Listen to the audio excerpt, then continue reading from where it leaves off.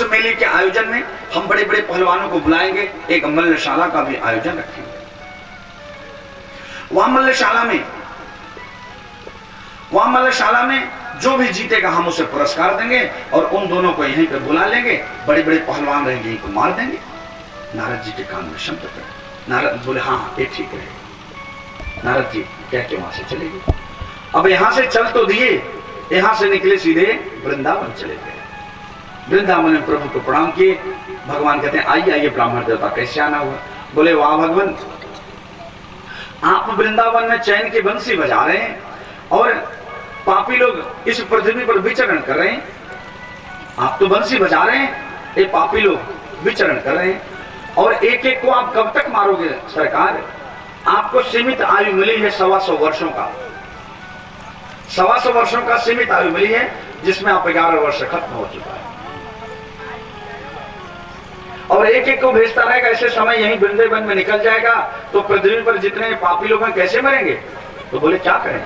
बोले सरकार फुटकर वाला काम बंद करो, थोक वाला काम शुरू कर दो। बोले कैसे?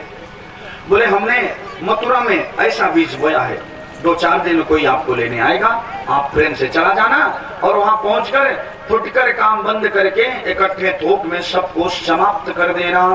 बोले ठीक है ब्राह्मण देवता, जैसी आपकी इच्छा। क्या के नारद जी इधर भी बीज बो दिए, उधर भी बो के चले गए। अब कंस सोचने लगा कौन जाएगा लेने, कौन जाएगा? तब तक केसी नाम का दैत्य उठ के खड़ा हो गया। बोला सरकार एक मौका हमें दिया जाए, हम उन दोनों को ठिकाने लगा के आते हैं। बोले अच्छा जाओ। तो केसी जो, अगर केसी शब्द इंग्लिश हो गया, अगर इसका हिंदी करेंगे फुल फॉर्म में तो कृष्णचंद्र होगा। केसी का मतलब कृष्णचंद्र, और इधर कन्हैया भी हमारे कृष्णचंद्र है। आ जाओ कोई बात नहीं। तो केसी घोड़ा बनकर कन्हैया को मारने के लिए दौड़ा। कन्हैया अपनी पूरी हाथ मुंह का बांध कर उसके पूरा मुंह में ठूस दिए। सो गोविंदाय नमो। बोल वृंदावन बिहारी लाल की जय हो। अब कंस से कहता है कोई नहीं जाएगा, अब उन दोनों को हम यही बुलाएंगे। बोले ठीक है। और कौन जाएगा लेने? तब तक कंस को याद आ गया इसका चाचा अक्रूर है, अक्रूर को बुलाओ, वो जाएगा लेने। बोले ठीक है। अब सैनिक जाते हैं, अक्रूर को बुलाते हैं। अक्रूर जी को जैसे पता चला कि हमें कंस ने बुलाया, महाराज ने, डर गए। राम राम, इतना जीवन बीत गया अभी तक मुझे बुलाया नहीं, आज क्यों बुलाया?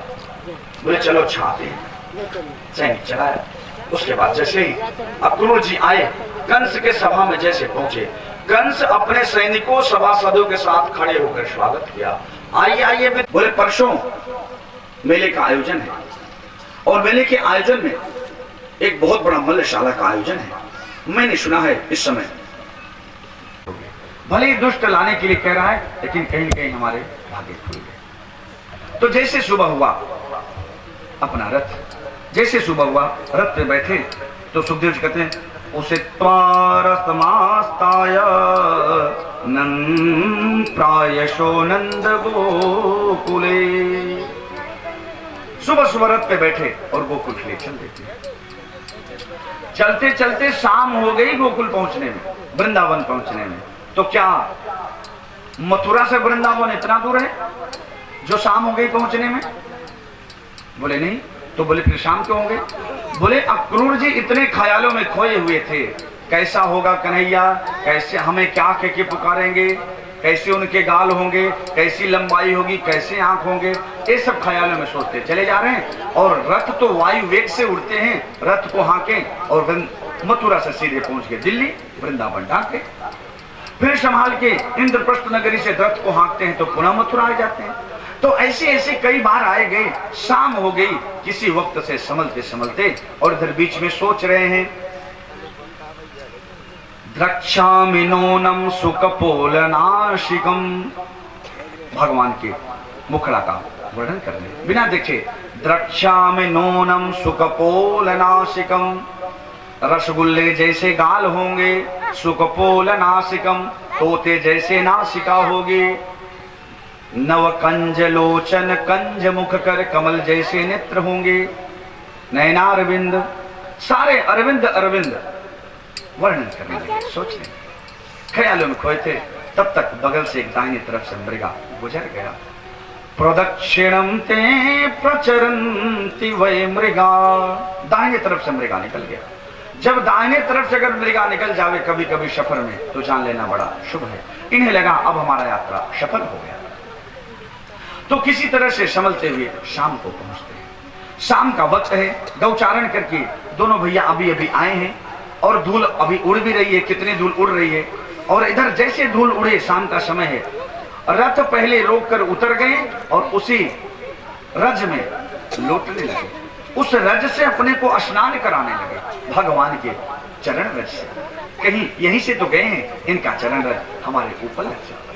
उसके बाद देखते हैं दूर दृष्टि, तो दाऊ भैया और कन्हैया गलवैया करते हुए गौ दोहन करने के लिए जा रहे हैं। इधर दौड़े, दौड़ते दौड़ते गए और चरणों में गिर गए। बरबस उठा रहे हैं, फिर भी जल्दी नहीं उठ रहे हैं। तब भगवान उठा के हृदय से लगा, हृदय से लगाकर हाथ पकड़कर भवन में ले।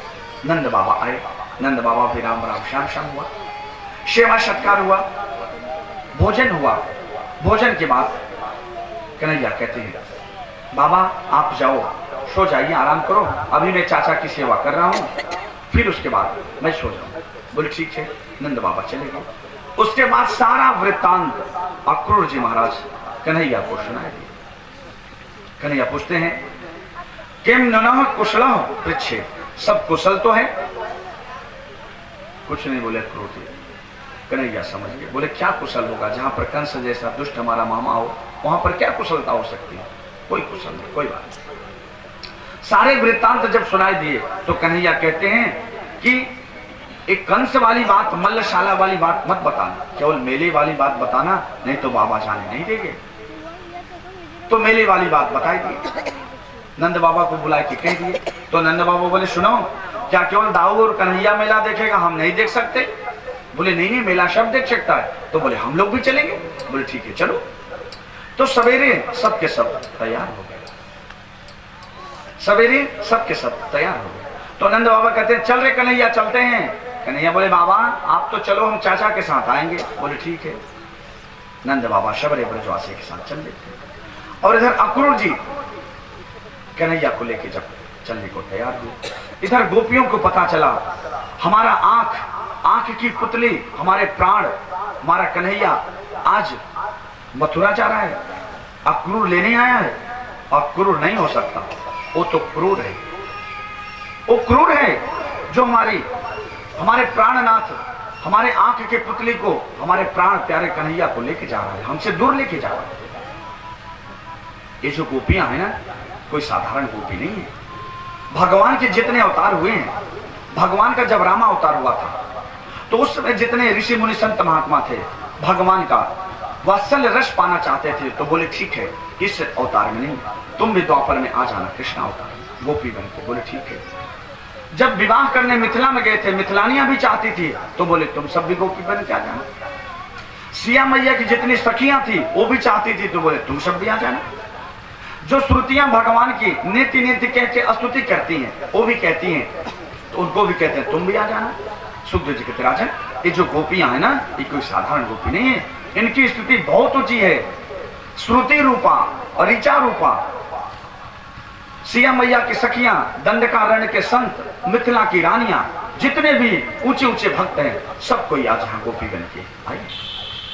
तो गोपियां तो ब्रह्मा जी को भी खरी खोटी सुनाई देती हैं। ये ब्रह्मा जी ना, ये ब्रह्मा कितना मूर्ख है, आंख तो बनाया ठीक किया, लेकिन आंख में पलक क्यों बना दिया? अरे 2-4 क्षण दर्शन को मिलते हैं, तब तक ये बावरी पलक भी 2-4 बारिश में गिर जाती है। 2-4 सेकंड के लिए 2-4 मिनट का दर्शन मिलता है, ये बावरी पलक भी गिर जाती है। ये ना जाने मूर्ख ब्रह्मा ने क्यों बना दिया। ब्रह्मा को भी खरी खोटी सुनाई देती है, इतनी की ऊंची स्थिति है। अक्रूर को भी क्रूर कह रही है, ये क्रूर बन के आया है, हमसे दूर लेके जा रहा है। एक कहती अरे सखी तो कैसे रोकेगी, बदनामी है जाएगी, क्या करूं? बोली हाँ ये तो बात है। एक बोली अरे बदनामी के मत डर, चल रोक लेती हूँ, नहीं चला जाएगा तो कहां से पाएगी? बोली हाँ ठीक रहेगा चल। तो सबरे गोपियां आई और रास्ते में सो गई। इधर जब अक्रूर जी चले लेकर, तो रास्ता अवरुद्ध हुआ। कन्हैया कहते रथ को रोक दिया। गोपियां उठ के खड़ी हुई हाथ जोड़ के, भगवान बोले देवियों मैं मेला देखने जा रहा हूं, कल की बात है, परसों में चलाऊंगा, केवल एक दिन की बात है। बोले ठीक है। जब भगवान बोल दिए तो गोपियां मान गई, मान ले रही थी, समझा बुझा के मनाए तो मान गए। अक्रूर जी जब रथ लेकर चल दिए, जब तक रथ दिख रहे थे तब तक गोपियां खड़ी होकर देखती रही, उसके बाद वापस हो गए। इधर अक्रूर जी सोचने लगे राम राम, अगर कंस ने बुलाया है, अगर इन दोनों बच्चों को अगर कुछ हो गया तो एक गोपियां हमें माफ नहीं करेंगी। ये सब सोचते चले जा रहे थे वेदना में। आगे पहुंचे जब जमुना जी के तट से इनका रथ गुजरने लगा तो रथ को रोक दिए। बोले कन्हैया चल हम लोग स्नान करते हैं तो आगे चलते हैं। कन्हैया कहते हैं अरे काका जी हमें पानी से बहुत डर लागे, आप तो स्नान कर लो। बोले ठीक है। रथ रोक के जैसे के स्नान के लिए प्रविष्ट हुए, जैसी डुबकी लगाए प्रविष्ट हुए तो अंदर भी कन्हैया उदाऊ भैया दिखने लगे। अक्रूर जी बेमोहित हो गए हैं, अभी हमने इन्हें रथ पे बैठा के आए और अभी यहाँ पानी में भी बाहर निकले तो रथ पे भी देख रहे हैं कि वहां भी बैठे, पुनः डुबकी लगाए तो वहां भी दिख रहे हैं, ये दो दो कैसे दिखने लगे। पुनः बाहर देख रहे तो हम बैठे हैं और पुनः जैसे डुबकी लगाए तुरंत सुखदेव जी कहते राजन दाऊ भैया से ससैया बन गए और कन्हैया चतुर्भुज रूप में प्रकट हो गए। बोल लक्ष्मी नारायण भगवान की जय हो। जैसे भगवान को देखे तो पानी के अंदर स्तुति करने लगे अक्रूर जी। कैसे स्तुति किए? सुखदेव जी कहते राजन न तोस्मै हम तो अखिल हेतु हे तुम नारायणम पुरुषमाद्यवयम्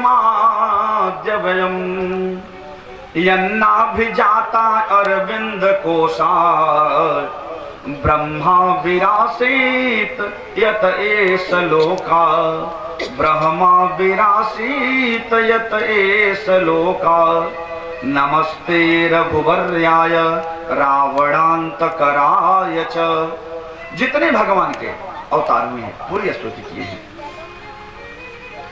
ब्रह्मा विरासित यत एष लोका, जिन प्रभु के नाभि कमल से ब्रह्मा जी निकले हैं ऐसे प्रभु को मैं बारंबार प्रणाम कर रहा हूं। जो पुरुष इस प्रकृति से परे है मैं उस परम पुरुष को प्रणाम कर रहा हूं।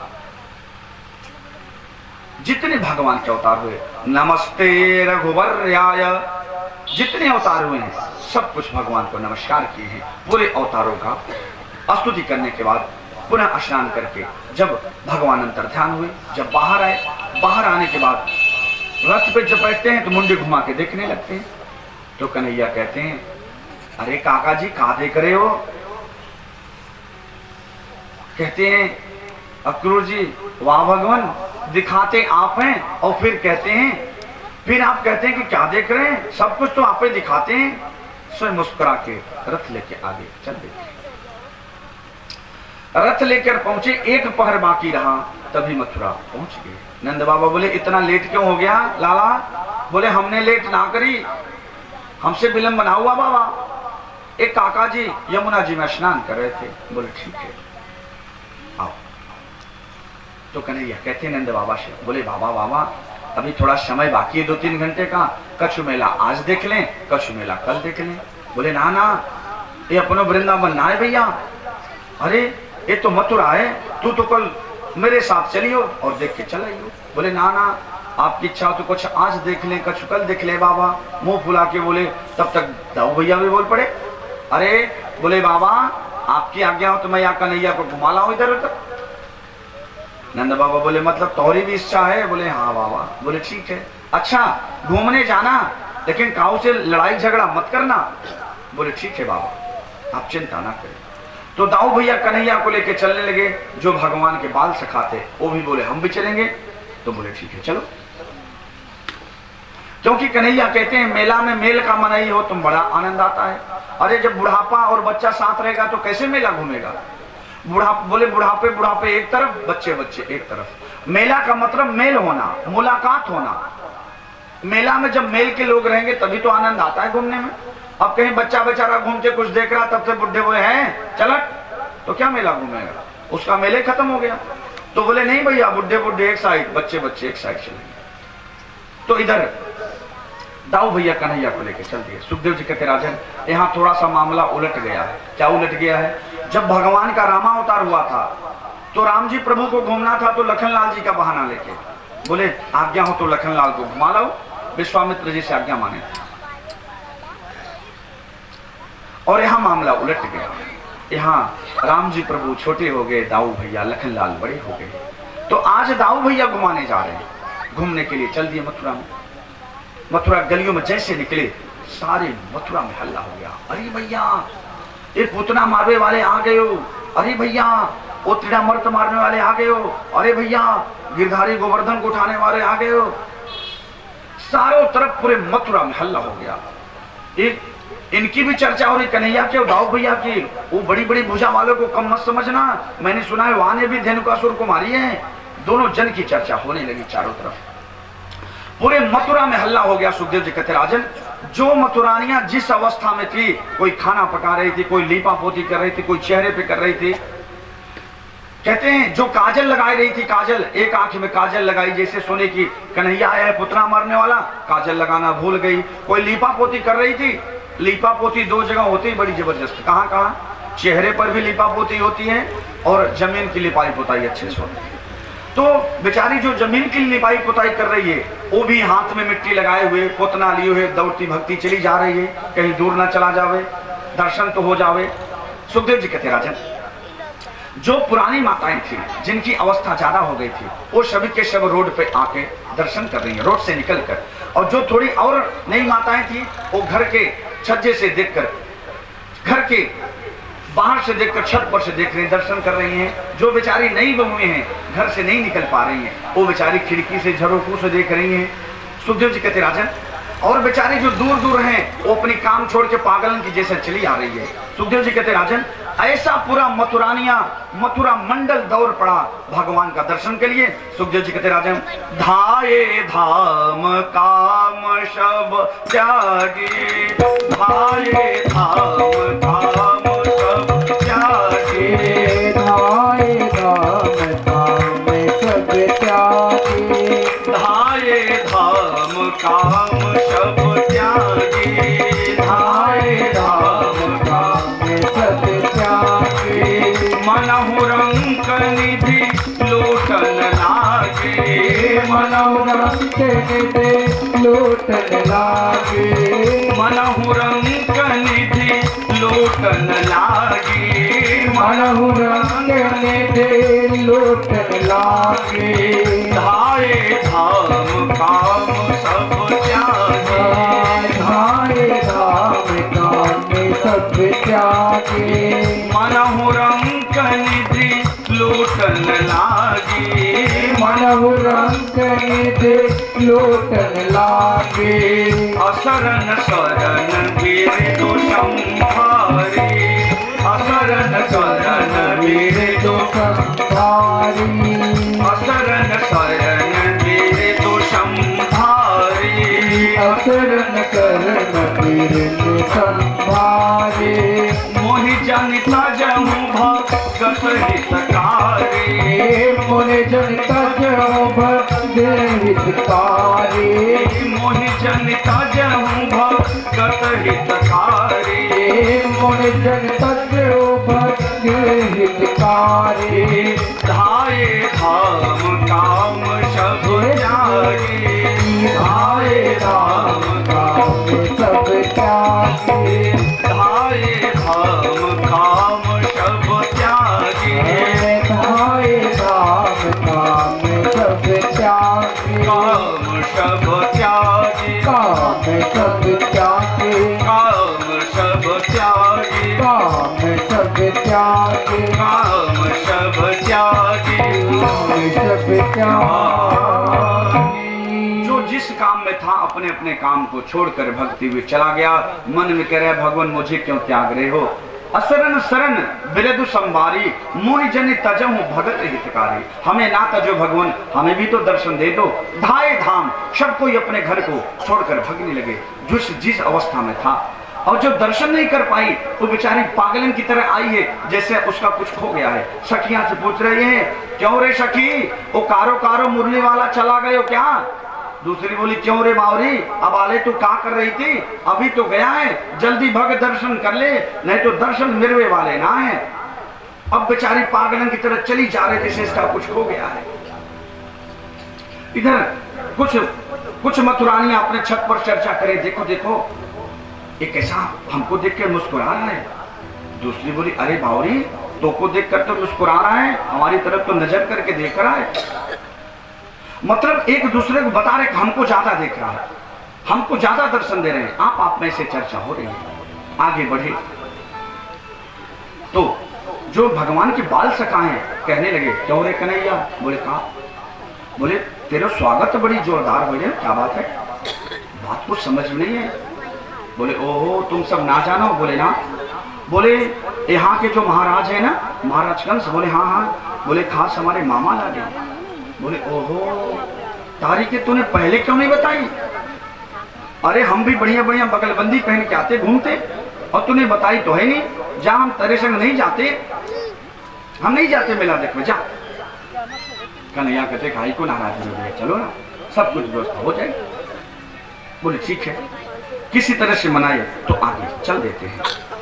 जैसे आगे चले जा रहे थे तब तक उधर दृष्टि पड़ी तो कंस का धोबी चांदी के डंडे में कपड़े धोकर उधर से चले आ रहा था, उधर से भगते हुए आ रहा था। जैसे कन्हैया दाऊ भैया अपने बाल सखाओं के साथ वह धोबी को देखे तो धोबी से कहते हैं मामा जी राम राम। धोबी बड़ा चक्कर में पड़ा है, हमारा मामा, बोले मामा जी राम राम। वो बड़ा चक्कर में पड़ गया, ये हमारा भांजा कहां से आ रहा है। बोले भैया कौन हो तुम, आप कौन, तो अपना परिचय देते हैं। कहते हैं यहाँ के जो खास महाराज है ना हमारे मामा लागे। धोबी बोला ओहो हम सब जानते हैं, काय के लिए महाराज बुलाए हैं। कन्हैया बोले तुम सब जानते हो, बोले हाँ हम तो सब जानते हैं। तो कन्हैया कहते हैं जानते हो तो जानते रहो भैया, कोई बात नहीं, तो एक काम करोगे मामा जी। बोले कहा, बोले अब महाराज जी सीताराम हरि शरणम, राधे राधे पंडित जी, राधे राधे, बबुरामय भागवत चल रही है, इसका अनुशासन है। बोल भक्त वत्सल भगवान की जय हो। घर का बालक है, चाहे बगल में खड़े होकर बोल लो, चाहे रास्ते से निकले वहां आगोच लो। इस दास का ऐश्वर्य जब हमारे पिंड क्षेत्र एमपी महाराष्ट्र में चल के देखिए, 2-2, 5-5 हजार जनता इससे बैठी रहती है, 1-1 घंटे लग जाते हैं निकलने में। ये तो आपका बालक है, चाहे गोदी में बैठा के कथा कहवा लो, चाहे हाथ पकड़ के उधर लेके चले जाओ। बोल भक्त वत्सल भगवान की। तो इधर जैसे धोबी आ रहा था, धोबी से कहते भैया 2-4 कपड़े दे दे हमारे ब्रजवासियों को पहनने के लिए। धोबी बोला अच्छा तुम सब महाराज के कपड़े पहनोगे। कहता है ईदृशावासान से नित्यम गिरि वने चना, अरे तुम सबका जीवन बीत गया, जीवन भर गाय भैंसों के पीछे पीछे हियो हियो हियो हियो करते करते तुम लोग महाराज के कपड़े पहनोगे। गंवार कहती ऐसा बोला, एक चाटा कन्हैया लगाए, क्रोध आ गया। रजकस्य कराग्रेण, जैसे एक चाटा मारे उसकी मुंडी अलग हो गई, मुंडी अलग होकर गिर गई। जैसे मुंडी गिरी कन्हैया बोले अरे भैया ब्रजवासियों अपने अपने मन का कपड़े पहनो। सभी लोग पहुंचे, अपने अपने मन का कपड़े निकाल निकाल के पहनने लगे। कपड़े तो पहन लिए और जब चलने लगे तो रोड के धूल भी साफ होने लगे, क्योंकि बच्चे 10 साल के हैं तो बड़े के कपड़े हैं। अब रोड साफ होने लगे। ब्रजवासी कहते हैं अरे भैया कन्हैया देख हम कैसे दिख रहे हैं भैया, चल रहे हैं तो रोड साफ हो रहा है। अरे बोले जरा उठा के चलो ना, सब ठीक हो जाएगा। अब जैसे उठा के चलने लगे, अरे बोले कन्हैया भैया देख हम कैसे लग रहे हैं जैसे हैंगर से कपड़े टांग दिया जाए, ये कोई कपड़े हैं। अच्छा जिस रास्ते से जा रहे हैं सभी ब्रजवासी मथुरा वाले देख रहे भैया ये नवा फैशन कहाँ से आ गया नया वाला, क्या वैसे कपड़ा लेके चलना पड़ेगा, ये कोई नया फैशन आ गया। दर्जी बेचारा देख रहा है कौन फैशन आ गया भैया, अभी हमने ऐसा कभी कपड़े नहीं सिए, लगता है ये भी सीखना पड़ेगा। तो जैसे पहन के जा रहे थे ब्रजवासी कहते अरे कन्हैया भैया हम तो ऐसे लग रहे हैं जैसे कोई खेतों में हमें कोई लकड़ी से टांग दिया जाए, ये कोई कपड़े हैं। बोले घबराओ मत सब ठीक हो जाएगा। जैसे आगे बढ़े तो एक दर्जी रहता था, दर्जी की दृष्टि पड़ी तो दौड़ के सामने आया कि भैया परिचय तो पूछे क्या वैसे कपड़े चलेंगे। आया दौड़े दौड़े चरणों में गिर गया। बोला सरकार ये कौन सा फैशन है, कपड़े का नया नया। बोले फैशन है बड़े लोगों का कपड़ा है। तो दर्जी बोला सरकार हम आपकी क्या सेवा कर सकते हैं। कन्हैया बोले तू तो बस हमारे ब्रजवासियों के कपड़े फिटिंग कर दे। बोले ठीक है सरकार कर देंगे। फटाफट सबरे ब्रजवासियों के फिटिंग के कपड़े बना दिया। कन्हैया बोले तो कोई इनाम में क्या चाहिए भैया तू बताई दे। अब दर्जी बेचारा मन में सोचने लगा धोबी को क्या इनाम मिला, ये तो मैंने आंखन से देखा, अगर वही इनाम हमें मिल जाएगा तुम्हारे परिवार बेचारे जिए खाएंगे कैसे। तो बोला सरकार आपके दया दृष्टि बनी रहे और कछ ना चाहिए। भगवान भी ठीक है खूब फूलो पर आशीर्वाद देते आगे बढ़े। आप लोग विचार करिए भगवान का जो आशीर्वाद है ना दर्जियों पे अच्छा फल रहा है। जितने के कपड़े उतने की सिलाई, अगर कपड़े से ज्यादा सिलाई लग गई तो कोई आश्चर्य की बात नहीं है। असली आशीर्वाद दर्जियों के ऊपर कन्हैया का है। आगे बढ़े। बोले क्यों भाई ब्रजवासियों अब तो कोई कमी ना है। बोले अरे लाला एक कमी और है। बोले का। बोले ब्रजवासी माला के बड़े शौकीन होते हैं, माला मिल जाओ तो आनंद हो जाओ। बोले ठीक है। तो सुखदेव जी कहते राजन मथुरा में एक सुदामा नाम का माली रहता है। भगवान उसके आगे वो भक्त था भगवान का। ततः सुदामनो भवनम माला कारस्य। सुदामा नाम का जो माली है उसके घर पहुंच जाते हैं। भगवान का स्वागत करता है, कहता है सरकार मैं आपका क्या सेवा करूं। बोले और सेवा नहीं चाहिए, बस हमारे ब्रजवासियों को तू तो माला पहनाए दे। बोला ठीक है सरकार। सबरे ब्रजवासियों को माला पहनाया। भगवान बोले तो कोई नाम में क्या चाहिए। बोला सरकार आपकी बस हमें भक्ति चाहिए, तुझसे भक्ति का आशीर्वाद। अब बोले ब्रजवासी अब तो कोई कमी ना है। बोले कन्हैया एक कमी और है। बोले कहा। बोले ब्रजवासी चंदन के बड़े शौकीन होते हैं, वो भी टिप्पा वाला नहीं गले छप्पा संप्रदाय वाला। चंदन मिल जाओ तो आनंद आ जाओ। बोले ठीक है चलो। आगे चले जा रहे थे। जब आगे बढ़े तो आगे एक टेढ़ी मेढ़ी कुब्जा चली जाए, आवाज देती है अरे सुंदरी सुनती हो, अरे सुंदरी सुनती हो। जब आवाज की तो रुक गई। पुनः बोले अरे सुंदरी जरा सुनो तो सही।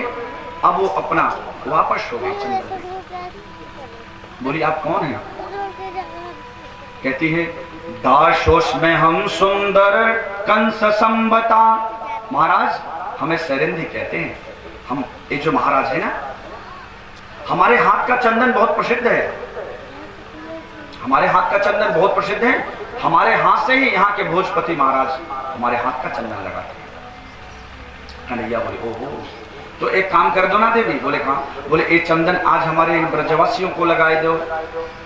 कुब्जा बोले आपने हमारी बात कोई मुंह की बात छीन ली। बहुत दिन हो गए उसे महाराज को लगाते लगाते, आज इन चेहरों पे लगे तो कैसा लगे। तो सबको आगे बढ़कर सबको लगाए। देवी जी हमको भी, देवी जी हमको भी, बारी बारी से आगे बढ़ के लगाए।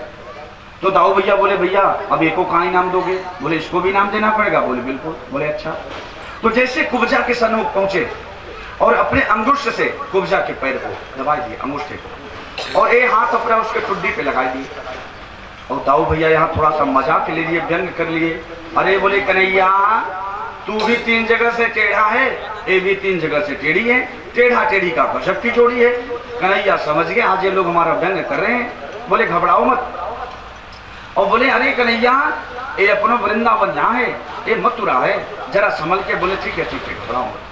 ऐसा एक प्रेशर का झटका मारे खुड्डी पे हाथ लगा के कि कुब्जा नवयौवन होकर नाचने लगी। बोल भक्तवत्सल भगवान की चरणों में गिर पड़ी। बोली भगवान चलिए हमारे घर ना। बोले अभी नहीं, पहली मुलाकात मामा से होगी तभी हम सबके घर पे। बोले ठीक। आगे बढ़े तो जो मथुरा के जो व्यापारी थे, जो मथुरा के व्यापारी थे, वो कोई लौंग खिला रहा है, कोई इलायची खिला रहा है। सरकार हम आपके पिताजी के बहुत अच्छे खास मित्र हैं, समय का खेल है सरकार, अब आप आ गए हैं सब कुछ ठीक हो जाएगा। कोई लौंग खिला रहा है, कोई इलायची खिला रहा है, कोई पान खिला रहा है। जैसे रास्ते से जो जो व्यापारी मिल रहे, अरे सरकार राम राम, अब आप आ गए सब कुछ ठीक हो जाएगा, हम आपके बड़े अच्छे आपके पिताजी के मित्र हैं। रोड पर निकल के सबने राम राम श्याम श्याम तो करी, लेकिन अपने घर कोई नहीं ले गया। क्यों नहीं ले गया पता है? क्योंकि व्यापारियों का नियम होता है जिसकी सरकार बनने को आती है, जिसकी सत्ता भगवत्ता बनने को आती है, और उसको ही राम राम श्याम श्याम करना व्यापारी शुरू कर देते हैं, क्योंकि उन्हें अपना राज्य चलाना है, उसी को शुरू कर देते हैं। लेकिन किसी ने किसी ने भी अपने घर नहीं बुलाया। क्यों? अभी डर है, सरकार कन्हैया का बनेगा कि कंस का बनेगा, अभी कोई गारंटी नहीं। इसलिए दूर से लोग राम राम, जैसे चुनाव में प्राय लोग करते हैं राम राम श्याम श्याम, वोट तो सबको देते हैं, फंसा के मार डालते हैं। अरे एक का चुनाव कर लो ना, कि एक ही को बना दो, जो आएगा सभी को वोट देते हैं। बेचारे प्रत्याशी इतने परेशान हो जाते हैं, धन वैभव खर्च कर करके बेचारे मर जाते हैं, कहीं हार्ट अटैक नहीं होता, यही समझो। नहीं तो जितने सभी वोट सबको देते हैं, ऐसा वोट ना दो भैया, साफ साफ बोलो, बेचारा स्वतंत्र तो हो जाओ। तो किसी ने अपने घर पे नहीं बुलाया, सबसे राम राम श्याम श्याम करते हुए आगे बढ़े।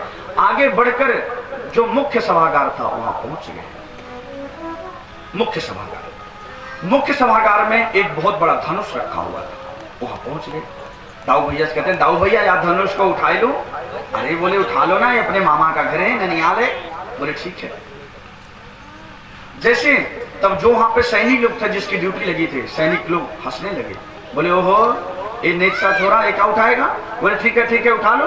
व्यंग जैसे बोले, इधर कन्हैया तुरंत धनुष पकड़ के उठा लिए, और उठा के जैसे ही पतिंचा चढ़ाने लगे, धनुष टूट गया। जब धनुष टूट गया, धनुष टूटने का शब्द सारा त्रैलोक हिल गया। कंस का सिंहासन हिल गया, मुकुट उसका हिल गया। कंस घबरा गया, क्या हुआ, सिंहासन क्यों हिला? इधर जो सैनिक थे जिसकी ड्यूटी थी, बोले मारो इन दोनों को, ये लोग धनुष तोड़ दिए। जैसे मारने के लिए दौड़े, दाऊ भैया कहते कन्हैया एक टुकड़ा हमें दे। एक टुकड़ा दाऊ भैया ले लिए, एक टुकड़ा कन्हैया ले लिए। दोनों जन उन सैनिकों को मार मार के भगा दिए। सैनिक दौड़े दौड़े गए कंस के बाद। बोले सरकार गजब हो गया। बोले क्या हो गया? बोले सरकार जो धनुष रखा हुआ था इतना प्राचीन पुराना, आज वो धनुष टूट गया, वो कृष्ण आया था तोड़ दिया। अब कंस डर गया, राम राम सोचने लगा पुरानी बात, क्योंकि ये धनुष जब परशुराम जी महाराज दे रहे थे तो कंस को समझाए थे, इस धनुष को संभाल के रखना, इस धनुष को कोई तोड़ नहीं पाएगा, और जो तोड़ देगा वो तुम्हें छोड़ेगा। इसलिए वहां पर ड्यूटी लगाया था। आज धनुष टूट गया तो डर गया। इधर जैसे धनुष टूटा, इधर शाम हो गई। कन्हैया दाऊ भैया के साथ आए नंद बाबा के पास। नंद बाबा कहते हैं आगे घूम के। बोले हाँ बाबा आगे। बोले किसी से झगड़े तो ना किए? अरे बोले बाबा हम किसी से बातों ना किए, काहे को हम झगड़े करेंगे? ऐसा क्या है, खा पी के सो गए। इधर कन्हैया को तो नींद आ गई, अब इधर कंस बेचारे को नींद ही नहीं आ रही है। कंस पड़े पड़े सोच रहा है क्या करो, अब तो हमारा काला गया, रात्रि में उसे नींद ही नहीं आ रही। सुखदेव जी कहते राजन स्वप्ने प्रेत परिश्वंग खरयान विषादनम। स्वप्न देख रहा है क्या कि रात्रि में स्वप्न देख रहा है, जैसे गधे पे बैठ के दक्षिण की तरफ चले जा रहा है, मानो भूत और प्रेत कंस को बुला रहे, आओ आओ भैया हमसे हाथ मिलाओ, कल आप हमारे मंडली में शामिल होने जा रहे हैं। अब सगुन देखने लगा, जो भी वस्तु देख रहा है उसे काला काला मुरली वाला ही नजर आ रहा है, उसका काला। इधर रात भर उसे नींद नहीं गए, इधर कन्हैया रात भर आराम से सोए। जैसे सुबह हुई, सब के सब जितने भी ब्रजवासी गए थे सबके सब मेला देखने के लिए चल दिए। नंद बाबा कहते चल कन्हैया चलते हैं मेला देखने। बोले बाबा बुढ़े बुढ़े एक साइड जाओ, हम लोग बच्चे लोग आएंगे, चलो आप। चले गए और मलशाला में वहां बैठ गए, यथाउचित जहां पर जिसका स्थान रखा हुआ था सब कोई बैठ गए। जब पीछे से कन्हैया और दाऊ भैया चलने लगे तो मेन गेट पर वलया पीठ हाथी को मदिरा पान कराकर उसे मेन दरवाजे पर रखे थे, आएगा तो ये हाथी मार देगी। जैसे पहुंचे कन्हैया कहते महावत हाथी बगल करो, महावत हाथी बगल करो। अब महावत नहीं हटा रहा था तो एक अंकुश मार ही दिया। जैसे मारा वो तो मदिरा पान किया था हाथी ने, और कोलिया पेट हाथी कन्हैया के ऊपर छपट पड़ा। जैसे झपटा, इधर कन्हैया ने उसके दोनों दांत पकड़ के उठा के पटक दिए, दांत उखाड़ लिए। सो गोविंदाय नमो नमः। बोल कृष्ण बलदेव की जय हो। एक दांत दाऊ भैया ले लिए और एक दांत कन्हैया भी ले लिए। लेकर जब मल्लशाला में पहुंचे, मल्लशाला में यह दृश्य देखकर कंस के जितने साथी थे शब के शब स्तब्ध रह गए, रोने लगे। सुखदेव जी कहते राजन मल्लानाम निर्निडाम नटवर अस्मरो मूर्तिमान गोपानाम स्वजनोचित भुजो। कहते हैं परम तत्व योगिना। सुखदेव जी कहते राजन, जैसे मल्लशाला में पहुंचे, जितने लोग बैठे थे सब के सब जाकी रही भावना जैसी। नंद बाबा क्या सोचे, हमारा लाला आ गया। मथुरानिया क्या सोची, साक्षात कामदेव आ गया। विश्ववंशी क्या सोचे, हमारे रिश्तेदार आ गए। और कंस के जो कंस और इनके सैनिक क्या सोचे, साक्षात काल आ गया, बच्चा। और भगवान के जो बाल सखा वो सोच रहे हैं हमारा मित्र आ गया। तो भिन्न भिन्न सबने देखा, जैसी दृष्टि वैसी दृष्टि। सुखदेव जी कहते राजन, जिनकी रही भावना जैसी, जिनकी रही भावना जैसी, जिनकी रही भावना जैसी, जिनकी रही भावना जैसी, जिनकी रही भावना जैसी, हरि मूरत तिन देखी कैसी, हरि मूरत तिन देखी कैसी, हरि मूरत तिन देखी कैसी, हरि मूरत तिन देखी कैसी, जिनकी रही भावना जैसी, जिनकी रही भावना जैसी, भावना जैसी, भावना जैसी, भावना जैसी, भावना जैसी, भावना जैसी।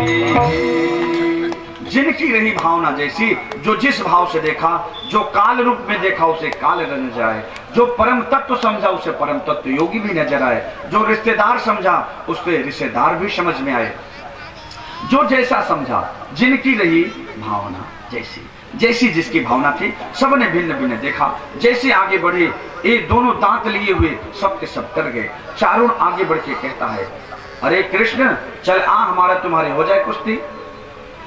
कन्हैया कहते हैं, क्यों रे चारुण, अरे अपनी उम्र तो देख और हमारी उम्र देख, तेरी हमारी जोड़ी बनती है। अरे युद्ध तो जोड़ी से होती है, थोड़ी बहुत शर्म है कि बेच खाई। चारुण कहता है, अरे कृष्ण काई को बातें बनाता है, काम इतनी बड़ी बड़ी करता है। कह रहा है मैं बच्चा हूं, आजा दो दो हाथ हो जाए, काई को बातें बनाता है। कन्हैया कहते हैं, देख भाई चारुण, हमारे बाबा ने हमको मना कर रखी है, काऊ से झगड़ा ना करना, हम कोई झगड़ा झंझट करने नहीं चाहते हैं, तू तो बस अपना जोड़ी खोज ले, हम नहीं लड़ते। अरे बोले काई को रे कन्हैया, काई को बातें बनाता है, जब इतने बड़े बड़े तू चमत्कार किया, सबको मार दिया, हमारे तुम्हारे हो जाए। जब बार बार कहने लगे तो जो बाल सखाते, अरे बोले कन्हैया तू तो बस लग जा, दो दो हाथ हम भी कर लेंगे, अकेला थोड़ी है, हम भी मिल लेंगे, चल। जैसे जब ब्रजवासी बोल उठे तो कन्हैया प्रसन्न हो गए, भैया जब तुम सब की चाह तो कोई बात नहीं, चल चारुण आ जा। चारुण का और कन्हैया का द्वंद्व युद्ध शुरू हो जाता है। चारुण कहता है दाऊ भैया से, अरे दाऊ तू खड़े खड़े क्या देख रहा है, हमारा भाई मुष्टिकासुर है ना, तू उसे लग जा। तो मुष्टिकासुर का दाऊ से और चारुण का कन्हैया से शुरू हो गया, युद्ध शुरू हो गया। युद्ध होते होते जब ज्यादा देर बीत गया, जब बीत गया तब कंस सिंहासन से कहता है चारुण से, अरे चारुण मार एक चाटा मार। देख ही नहीं रहा था, बार बार कह रहे थे एक चाटा मार, और जैसे एक चाटा मारा, कन्हैया बोले क्यों रे चारुण, एक चाटा हो रहा है, अरे युद्ध हो रहा है तो प्रेम से कुश्ती लड़ना, तू मुझे चाटा मारा, चल अब एक चाटा हमारा भी चख ले। जैसे कन्हैया ने एक चाटा लगाए, सुखदेव से कहते राजन, चारुण चारों तरफ चित्त हो के गिरकर चटनी चाट गया। दाऊ भैया ने देर नहीं करी, तुरंत मुष्टिकासुर पे एक मुका मारे, श्री गोविंदाय नमो नमः, बोल कृष्ण बलदेव की जय हो। जब ये दोनों मर गए तो सल तोसल नाम के दो पहलवान और टपक पड़े, उनको भी दोनों भैया मार दिए। तब कहता है, अरे इन्हें पकड़ो, इनके बाप को पकड़ो, सबको मारूंगा, किसी को नहीं छोड़ूंगा, किसी को नहीं छोड़ने वाला, सबको मारूंगा। जैसे ऐसा बोला, कन्हैया उछड़ के सीधे सिंहासन पे पहुंचे। सिंहासन पे पहुंच के जैसे तलवार उठा रहा था, तुरंत कंस के केस पकड़ के पटक दिए, पटक के सोई उसके छाती पे चढ़ गए। सुखदेव जी कहते जब चढ़ गए तो डरने लगा, लेकिन कन्हैया ने और ब्रजवासी भी डरने लगे, कंस के ऊपर चढ़ा कहीं कुछ करे ना। तो सुखदेव जी कहते राजन कन्हैया ने देर नहीं करी, रहे सहे कंस के प्राण, ऐसा मुका मारे कि रहे सहे कंस के प्राण गोविंदाए। बोल वृंदावन बिहारी लाल की, कंस मर्दन भगवान की। कंस का जब वध हुआ, कंस के 8 भाई लड़ने मिटने को तैयार हो गए, 8 भाइयों को मार दिए। कंस की 2 पत्नियां हस्ती प्राप्ति दोनों छाती पीट पीट कर रोने लगी। भगवान ने समझाई दी। समझाने के बाद गए जेल खाने से अपने माता पिता देवकी वसुदेव को वहां से मुक्त किए, उग्रसेन नाना को मुक्त किए। आए और नंद बाबा से हाथ जोड़ के कहते हैं बाबा एक बात बोलूं। बोले बोलो बाबा। बोले आप ब्रजवासियों को लेकर वृंदावन चले जाओ, हमारा कुछ दायित्व है, हमें अभी कुछ दिन तक मथुरा और रहना, कृपा करके चले जाओ। जब ऐसा बोले तो नंद बाबा सारे रहस्यों को समझ गए, रोने लगे, आंख से आंसू टपकने लगे। न चाहते हुए भी कन्हैया को और दाऊ भैया को, न चाहते हुए भी वसुदेव और देवकी को सौंप कर रोते बिलखते वहां से वापस खाली हाथ लौटाए। सारे वृंदावन में हाहाकार मच गया, कन्हैया नहीं आया, गोपियां इंतजार करें, कन्हैया नहीं आया। इधर इंतजार, इनका इंतजार ही रह गया, कन्हैया आए। सुखदेव जी कहते राजन, वसुदेव जी महाराज अपने पुरोहित, कुल पुरोहित गर्गाचार्य जी को बुलाते हैं, उपनयन संस्कार करवाते हैं। उपनयन संस्कार करवाते हैं। उपनयन संस्कार के बाद दोनों बच्चों को गुरुकुल अवंतिका नगरी, आज जिसे उज्जैन कहते हैं, सांदीपनि मुनि के आश्रम में भेजे शिक्षा के लिए। वहां भेजे, वहां पर शिक्षा के लिए गए। सुखदेव जी कहते हैं शिक्षा के दौरान एक ब्राह्मण सुदामा नाम के ब्राह्मण से मित्रता होती। जब वहां से वापस आए, मथुरा में 14 साल तक निवास किए, लेकिन इन 14 सालों में ना तो एक बार वृंदावन गए, अगर नहीं गए क्योंकि जो वर्षों का वचन था वर्षों में भी पूरा नहीं हुआ। मान लो अगर, अच्छा गए क्यों नहीं, इसमें भी भेद है। क्यों? सुखदेव जी कहते राजा, मान लो अगर कन्हैया चले जाते यहां से, तो कंस के ससुर का नाम है जरासंध। जरासंध को जैसे पता चला कि हमारी बिटिया विधवा हो गई, दामाद मर गया, तो अपने सैनिकों को लेकर आए दिन मथुरा पर चढ़ाई करने लगा। तो मथुरा की रक्षा के लिए रुक गए। परीक्षित कहते हैं गुरुदेव, मान लो जब रक्षा के लिए यहां रुक गए, वहां नहीं गए तो यही बुलाए थे मिल लेते, यहां क्यों नहीं बुलाए? बोले इसमें भी कारण है। बोले क्या? बोले इसलिए नहीं बुलाए, मान लो अगर बुला के अगर मिल लेते फिर सारे ब्रजवासी वहीं चले जाते, मिलने के बाद चले जाते। अच्छा, बैरी जब आपसे नहीं जीत पाएगा तो आपके प्रेमी को जाके सताएगा कि जब उसे पीड़ा पहुंचेगी तो आपको पीड़ा पहुंचेगी, इसलिए भगवान नहीं बुलाए। अथवा मिलने भी नहीं गए, बुलाए भी नहीं। अच्छा ठीक है, नहीं बुलाए और नहीं मिलने गए, अरे तो यहीं बुला के एक गांव यहीं बसवा लेते, मथुरा में बसा देते, क्यों नहीं बसाए? इसमें भी कारण है। क्या? देखिए, भगवान जब वृंदावन में है, वृंदावन में सबका मित्रोत अधिकार है। खेलन में को काकू गोसैया, ब्रजवासी कहते हैं चल लाला कबड्डी हो जाए तो चल हो जाए, चल कुश्ती हो जाए तो हो जाए। अब पता चली कि कन्हैया को मथुरा में सभी एकदम सीरियस रहते हैं, सभी राजा धीराज महाराज कह के पुकारते हैं, उद्धव अक्रूर आदि एकदम सब सीरियस रहते हैं। अब पता चली कोई गहरी मीटिंग चल रही हो, तब तक कोई ब्रजवासी दौड़ा दौड़ा आया, बोला अरे कन्हैया चल हम लोग कबड्डी खेलते हैं, तब तो माहौल बिगड़ जाएगा, इसलिए नहीं। यही कारण है। लेकिन भगवान जाने किस लिए नहीं बुलाए, किस लिए मिलने नहीं गए, क्या बात है। लेकिन जब जब यहां रहते हैं तब तक उदास रहते हैं, ख्यालों में खोए रहते हैं ब्रजवासी। उद्धव जी महाराज देखते हैं, आए दिन ये महाराज दुखी क्यों रहते? अच्छा, बताना चाहते हैं उद्धव को, लेकिन जब कोई प्रेमी मिले, कोई प्रेमी ही प्रेम की बात समझ सकता है, सब नहीं समझे, क्योंकि उद्धव ब्रह्म ज्ञानी है। अगर स्वयं से पूछे तो मैं इसे बताऊं। एक दिन ऐसे बैठे थे, उद्धव जी आए, पूछने लगे, तो भगवान चर्चा के दौरान ब्रजवासियों की चर्चा करते करते ख्यालों में खो गए। उद्धव जी समझाने लगे, क्योंकि ब्रह्म ज्ञानी है। तो भगवान बोले, ठीक है, हमें ना समझाओ, एक बार आप जाकर वृंदावन हुआ।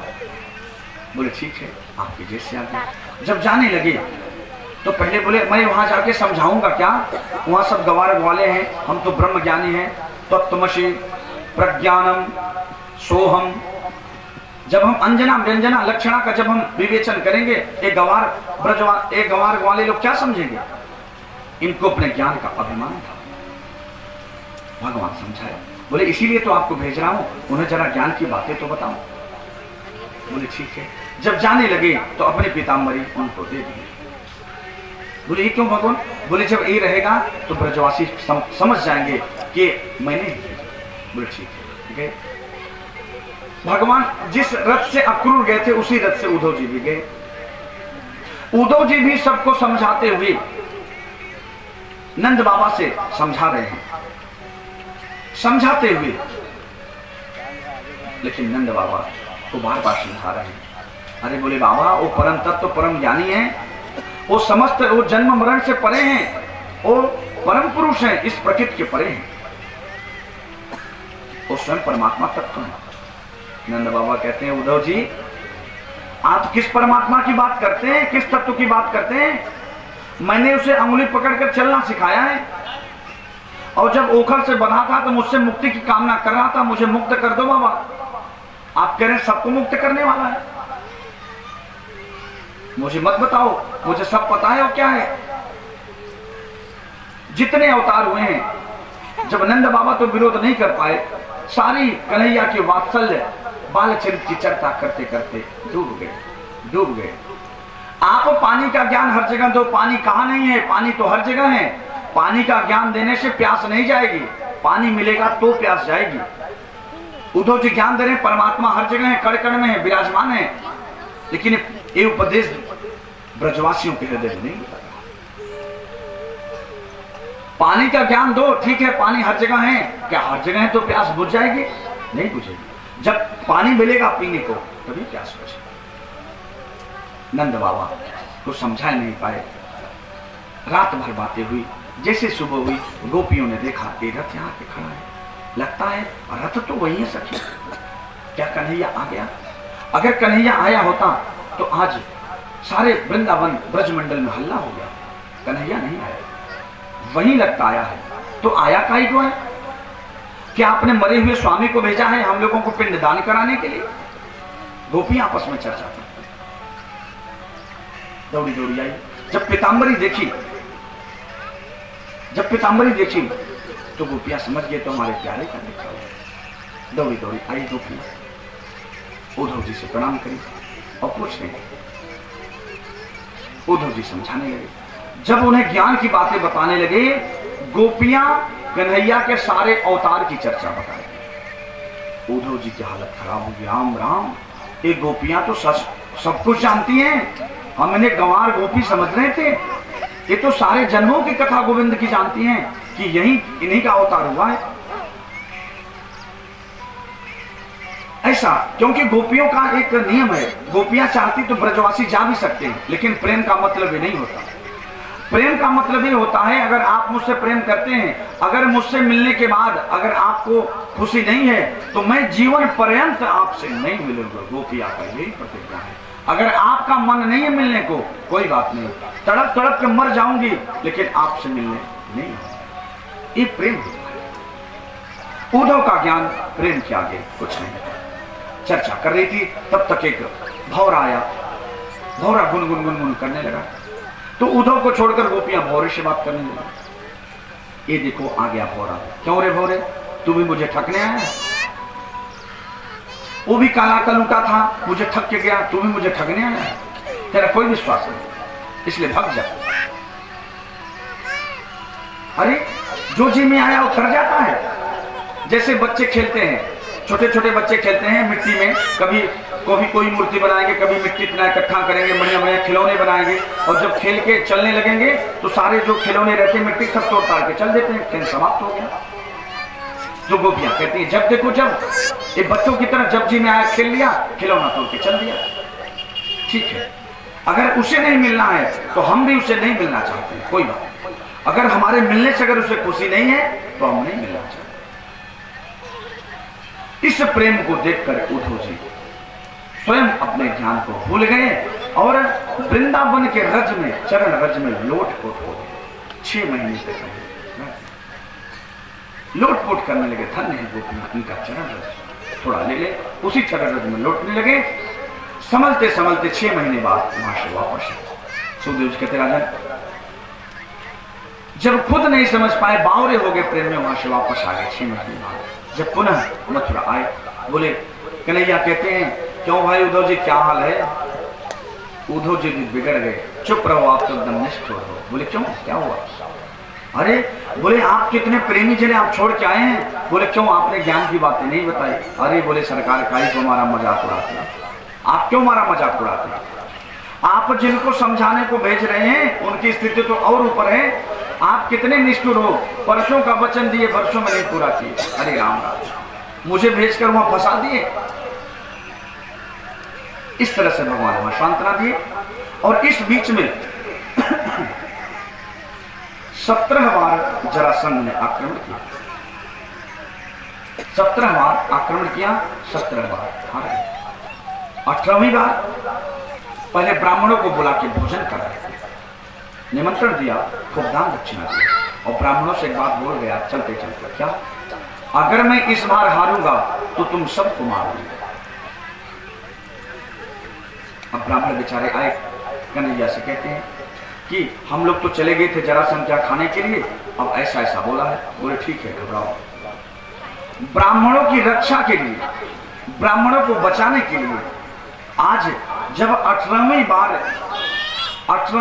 जब आक्रमण किया तो ब्राह्मणों की रक्षा के लिए सुखदेव जी कहते राजन, कन्हैया मथुरा छोड़कर भाग गए और समुद्र में दुर्ग बना के द्वारकाधीश बन गए। बोल द्वारकाधीश भगवान की। यहाँ पर 50 अध्याय पूरा हुआ। 51 अध्याय में उत्तरार्ध लग जाता है। उत्तरार्ध जरासंध का, जरा मतलब क्या है? जरा नाम बुढ़ापा।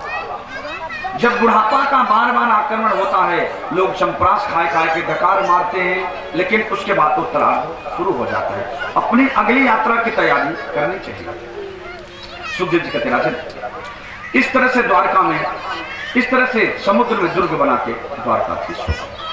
और भगवान का प्रथम विवाह राक्षस विधि से संपन्न हुआ।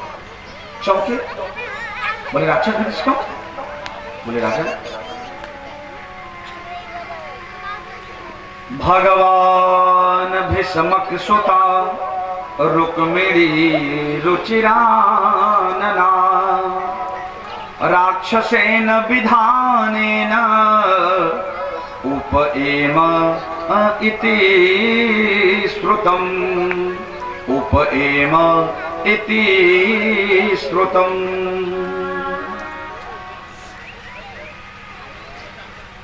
तो बोले राक्षस विधि से क्यों हुआ? राक्षसेन विधानेन उपएम इति श्रुतम्। क्यों हुआ सुनिए। तो क्यों हुआ सुखदेव जी बताते। बोले राजा, राजासीत भीष्मको नाम विदर्भाधिपतिर्महान् अस्य पंचाहयन् पुत्रा कन्यका च वरानना। कन्यका च वरानना। राजा सीत भीष्मको नाम, विदर्भ देश के राजा, विदर्भ देश के राजा हैं भीष्मक जी। भीष्मक जी के 5 पुत्र हैं, रुक्मी, रुक्मबाहु, रुक्मकेशी, रुक्मकेतु, रुक्ममाली आदि 5 पुत्र हैं। बिटिया एक कन्या है, एक कन्या है, नाम है रुक्मिणी। जब रुक्मिणी सयानी होने लगी तो एक दिन अपने पुत्रों को बैठाकर भीष्मक जी कहने लगे, बोले क्यों ना बिटिया सयानी हो गई है, इसका विवाह द्वारकानाथ कृष्ण से कर दिया जाए। लेकिन जरेला। रुक्मी था, उठ के खड़ा हो गया, वाह आप तो बुढ़े हो गए, बिल्कुल पागल हो गए हो। अरे हमारी बहन तो राजकुमारी है और एक राजकुमारी का विवाह तो राजकुमार से होना चाहिए। अरे आप जिस कृष्ण की बातें करते हैं ना, वो ना तो कोई राजा है ना कोई योद्धा है, वो तो रणछोड़ है। उसके माता पिता का कुछ पता नहीं, कोई कहता है नंद यशोदा का लड़का है, कोई कहता है वसुदेव देवकी का है, तो किसका माने? अरे उसके कुल खानदान का पता नहीं, कोई राजा का पता नहीं, उसे लोग चोर भी कहते हैं। हम उससे विवाह करेंगे? नहीं करेंगे। डांट दिए, जब डांट दिए तो बिगड़ गए, इधर बिस्मक गए, बोले चुप रहो, गाली मत दो, तुम्हारी जो इच्छा सो करो, जो तुम्हारे मन में आवे सो करो। अब हमको इस चक्कर में नहीं पड़े। बोले ठीक है। दूसरे दिन रुक्मी उठा और रिश्ता पक्का के लिए चला गया। कहां गया? बोले सिंधु नरेश दमघोष का बेटा शिशुपाल से रिश्ता पक्का करता है।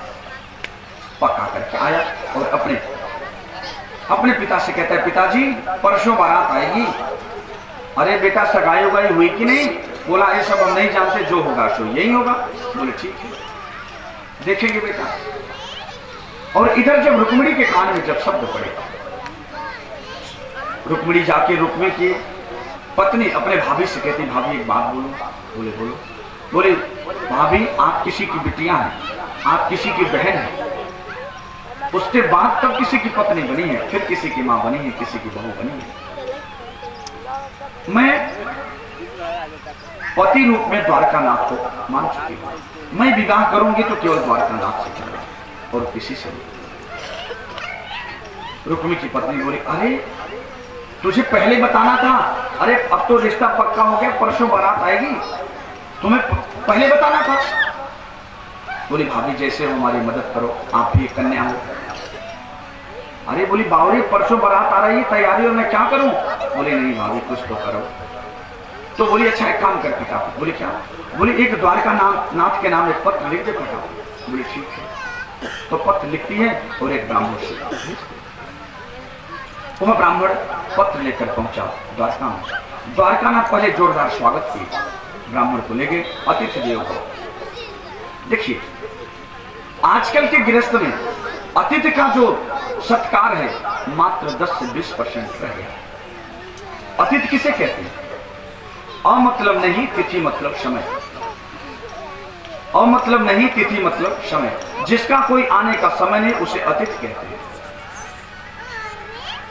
आपके यहां कोई अतिथि हो तो पहले उसका स्वागत करें, आइए आइए बैठिए, स्वागत, इसे कहते हैं अतिथि देवो भव। दूसरा अतिथि सत्कार, आपके पास जो कुछ नमक पानी है जरूर प्रदर्शन उनको पिलाइए। लीजिए सरकार नमक है, इसे पानी पीजिए भाव से। अतिथि सत्कार के बाद फिर तीसरा चैप्टर आता है अतिथि सम्मान। हमारे लिए हमारे पास आए हैं, काय के लिए आए हैं? कोई तो कारण होगा जो आए हैं, हम क्या कर सकते हैं? जो हमसे होगा हम करेंगे। ये अतिथि का धर्म, अतिथि देवो। तो द्वारकानाथ पहले ले गए अंदर ले गए, बड़ी जोरदार स्वागत की, स्नान ध्यान हुआ, भोजन कराए, नए नए कपड़े पहना दिए। तब पूछे सरकार किस लिए आते हैं? सुखदेव जी कहते राजन ब्राह्मण और शेर, भूखा ब्राह्मण शेर के समान होता है। पता लगी ब्राह्मण को भूख लगी है, आपके दरवाजे गया है, आप पानी तो पूछे नहीं, कुछ खिलाए है नहीं, और वैसे पूछा काय के लिए आए हैं, क्या बात है? और पता लगी शेर की तरह आपके ऊपर झपट जाए तो? सुखदेव जी कहते हैं भूखा ब्राह्मण शेर के समान होता है। पहले घर पे आए, पहले उसे जल पिला के शीतलता प्राप्त करो ताकि वो भी आपको शीतल करे। तो यही विधि है शास्त्र की, खूब खिलाए पिलाए कपड़े पहनाए, तब पूछते हैं काय के लिए आत्मा है? बोले सरकार आपका पत्र है। हमारा पत्र है तो खोल के पढ़ो ना। बोले ना सरकार आपका पत्र है, स्पेशल है। कन्हैया कहते हैं, द्वारकानाथ कहते हैं अरे ब्राह्मण देवता आज तक कोई रहस्य हमने ब्राह्मणों से नहीं छुपाया, कुछ भी रहस्य मैंने नहीं छुपाया, तो आज काय को छुपाऊं? पत्र खोलो, जो लिखा है सबके सामने पढ़ो, हमें कुछ नहीं छुपाना। बोले ठीक है। तो पत्र खोल के जब सामने पढ़ने लगते हैं तो पत्र में क्या लिखा है? सुखदेव महाप्रभु कहते हैं रुक्मिणी किन शब्दों में कह रही है?